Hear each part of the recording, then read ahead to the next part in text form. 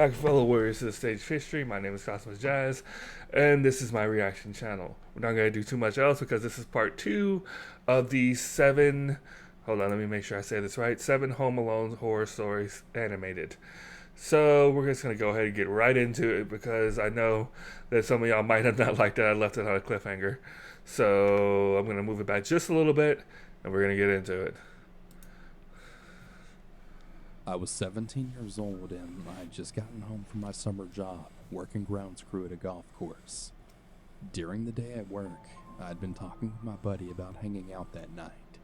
So I got in the car and headed over to his house at around 5 p.m. I live in Massachusetts, so midsummer at 5 p.m., it's broad daylight. My friend's family had a big old farmhouse in a rural part of the state. Right as I was driving, my friend gave me a call and told me that he was running an errand and he would probably get home after I got there. He told me the door was open and to just go in, and he'd be back soon. This was really nothing out of the ordinary, and I pulled up to his house and parked the car. Animation is hard, but I just find that funny that looks like he was riding on the grass. Where there was this big like, area with fuck your yard. TV. I flipped the channels for a bit and, after a while, felt nature calling. I walked down the hall to the bathroom, which is right at the top of the stairs on the second floor. I sat on the toilet, picking up an old comic book from the magazine basket. Well, after a few minutes, I had heard some steps on the floor below. Assuming it was my friend, I gave a shout and then made a crude joke about my current predicament, then expecting an equally crude reply back. Nothing. I shouted yet again, saying I was in the bathroom. Still nothing. At this point, I'm thinking maybe he has headphones in. No big deal. The thump of steps start up the creaky stairs, and they sound much heavier than my friend. I feel a chill down my spine, and that's when I felt it. Something was just really off. I hear the steps get to the top of the stairs, just right outside the bathroom door. "Alright, dude, stop fucking with me," I say. No response. I don't really know what to do at this point, but still just hoping it's my buddy being an asshole. I wait in silence for another minute or two. Then the steps start thumping down the hallway, away from the bathroom. I waste no time finishing my business, opening the door, then running down the stairs and out of the house to the front yard. Aside from my car, the driveway is empty. It wasn't my friend playing a joke. I'm the only one here. I grab my phone and call my buddy, but he doesn't pick up. The sun is setting at this point, but it's still a bit light out, and I'm also outside now, so I've chilled out a bit, but I still can't figure out what just happened. Before I have any time to figure out my next move, my friend pulls into the driveway. He can tell I'm freaked out, and I tell him what's going on. It's only been a few minutes since I left the house, so whoever is in there must still be in there. We're young and stupid, so we go into the shed and grab a baseball bat and golf club and decide to head in and search the place. We head upstairs slowly, Don't go to them. expecting somebody to jump out behind every corner, but it's dead quiet. Not a creak or a scrape or any other noise. We slowly walk down the hall in the direction I last heard the steps going. The hall ends in a big room that has no other exits, so we know this is where the search will end, but there's no one there. No footmarks in the carpet, no furniture moved, and nothing out of place. We look absolutely everywhere. Under the furniture, storage cabinets, everything. We take a look around the rest of the house, but at this point my buddy is just telling me I'm nuts. I must have imagined it. But to this day, 15 years later, I know what I heard. There was definitely someone in that house. There was someone waiting right outside the bathroom who knew I was in there. Whatever it was, whoever it was, I'm really glad they decided to leave me alone.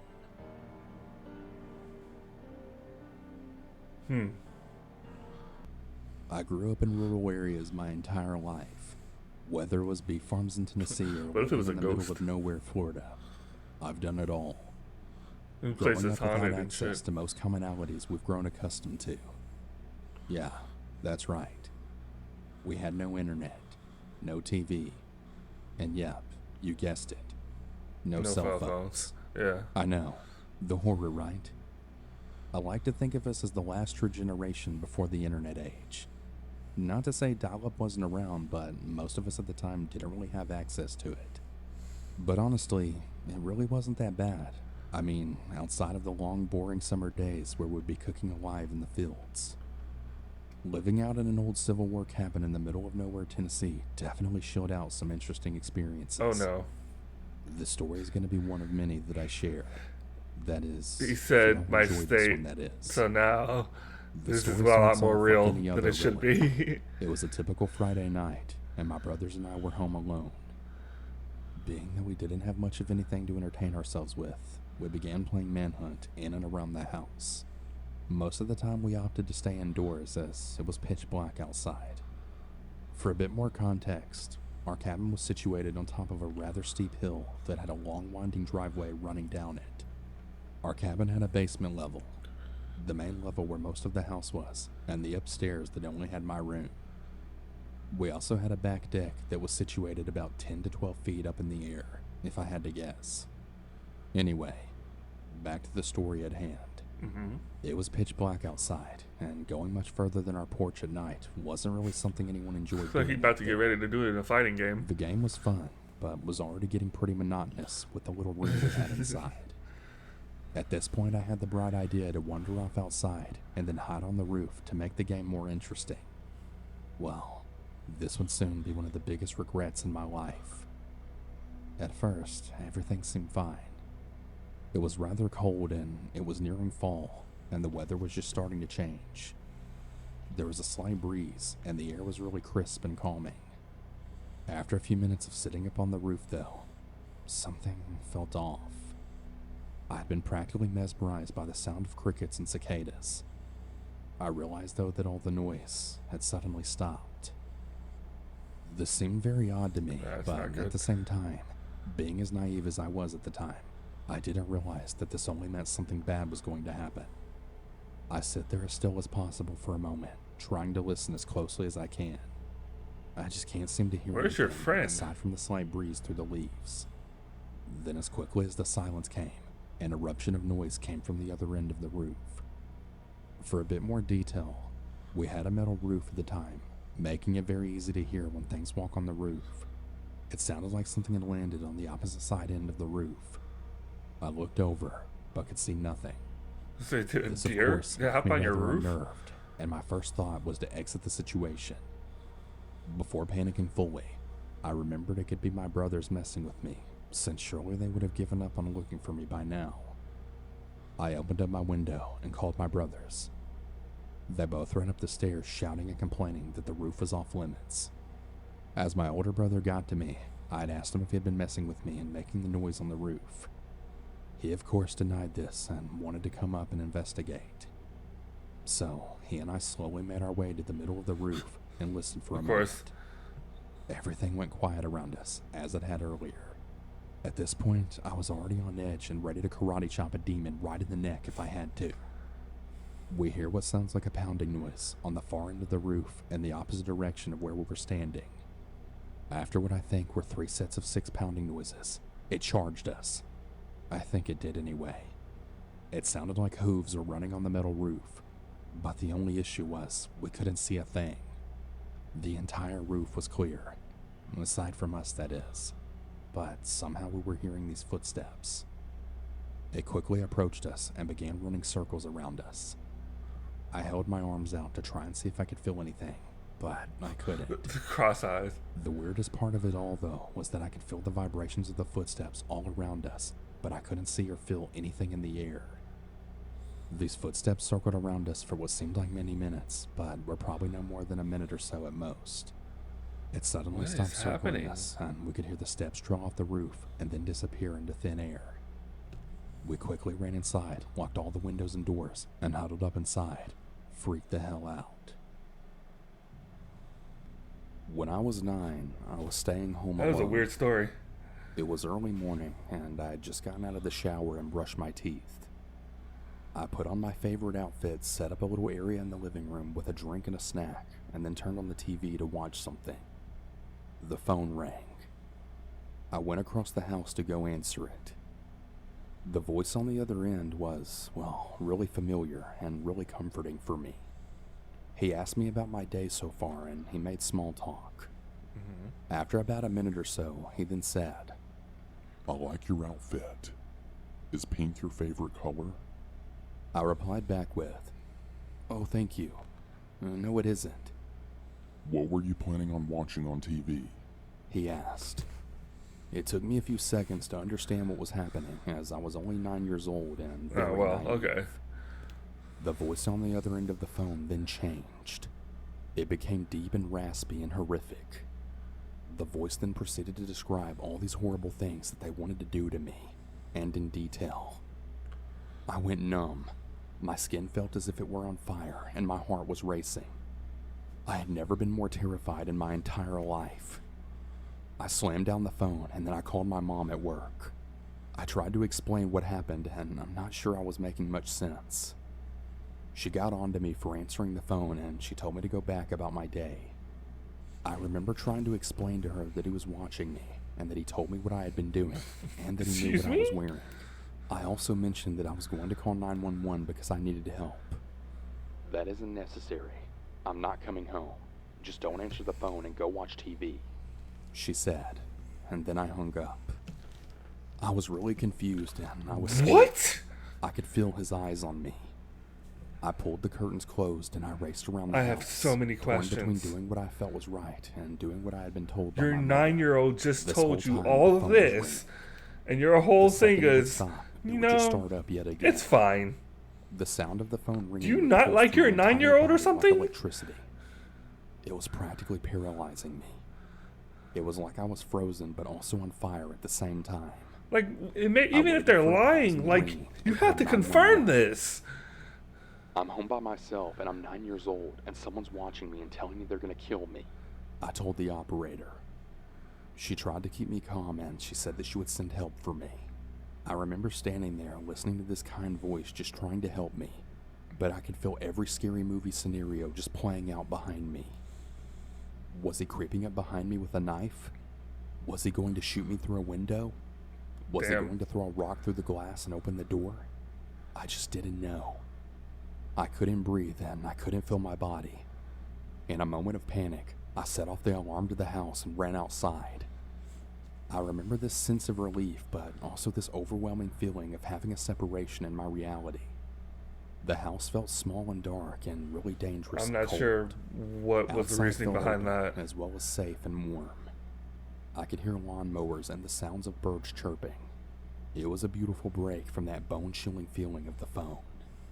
It was like I was watching a movie and I could see myself experience both of these environments at the same time. A neighbor was pushing his child in a swing. He was concerned. He let me stand next to him and he protected me. Well, at least I can some hear the adult sirens now. wants to help. Blaring Like, sound the getting fuck? louder as they grew closer. It felt like it took an eternity, but the police finally arrived. An officer walked over to me and he asked me what happened. I did my best to explain it, but so many of the words on the phone that were used were just so embarrassing. I couldn't bring myself to use such adult words to a police officer. Are you And his kidding other me? words were just bone-chilling. I couldn't say those either. To this day, I can still hear my young voice repeating the words. He was watching me. He said he was going to kill me. Not long after, I my would mom's tell car him pulled into the everything. I driveway. don't care what. She, for some You reason, need to decided to come know home. all the stuff. She didn't look for me or come to speak to me. She just calmly got out and then walked over to the police officer. I was standing in the doorway from the house to the garage, just facing the driveway. I could see my mom and the police officer. I was watching and trying to understand, trying to figure out what was happening. Then I saw it. She was laughing. My face was swollen from tears, my heart still racing, and my skin was on fire. The mom's in on and it. my mom was laughing. Ain't no way. What the hell was going on? Ain't no way. Very slowly, I crept a little closer, and I then overheard. "I'm so sorry about this. I guess you just got scared being home alone and overreacted. I'm really sorry. What the hell's happening? What did I do wrong? Did I imagine this? Was this a dream? Should I not have called 911? Did I actually overreact? She's actually in on it. My memory You of what can't tell happened me that day otherwise. is a little hazy. There's no way. I remember refusing to stay home alone and the sound of the phone ringing just rippling through my body. It wasn't something I liked discussing.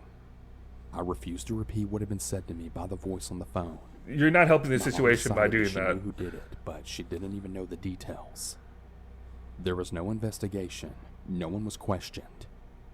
She told me it was a boy who was the same age as me who lived across the street. I knew that was impossible, but no matter how much I protested it, I was always told that it was him.